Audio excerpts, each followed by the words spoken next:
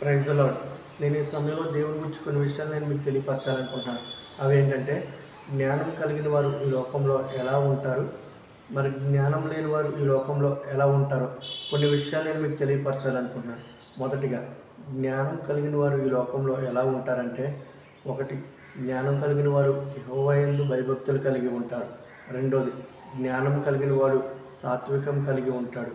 మూడోది, జ్ఞానం కలిగిన వాడు కోపాన్ని చల్లార్చుకుంటాడు.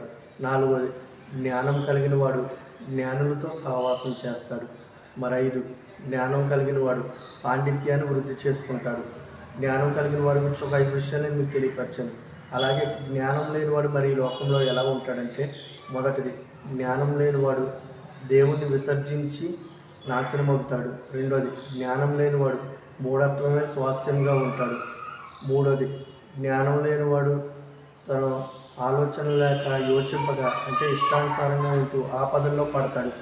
మరి జ్ఞానం కలిగిన వారి గురించి ఒక 5 విషయాలు, జ్ఞానం లేని వారి గురించి ఒక 5 విషయాలు నేను మీకు తెలియపరిచాను. ఈరోజు ఈ మాటలు వింటున్న నీవు మరిది జ్ఞానం లేకుండా ఈ లోకంలో జీవిస్తున్నావా, లేదా జ్ఞానం కలిగి జీవిస్తున్నావా? నేను చెప్పిన ఈ విషయాల్లో నువ్వు ఏ గుంపులో ఉన్నావో ఒకసారి ఆలోచించుకో. జ్ఞానం కలిగిన వాడికైతే దేవుడు తోడుగా ఉంటాడు.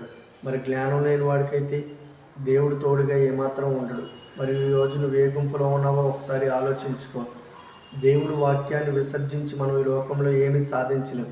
మనం ఎప్పుడైతే దేవుని వాక్యానుసారంగాను దేవుని వాక్యాన్ని మన దగ్గర ఉంచుకొని జ్ఞానం కలిగి జీవిస్తామో అప్పుడే మనం ఈ లోకంలో ఆత్మీయంగా బలపడగలం. దేవునికి ఇష్టానుసారమైన జీవితం మనం జీవించగలం. ఈరోజు నువ్వు ఏ గుంపులో ఉన్నావో ఒకసారి ఆలోచించుకో. ఈ కొద్ది మాటలు దేవుడు దీవించును గాక. ఆమేన్.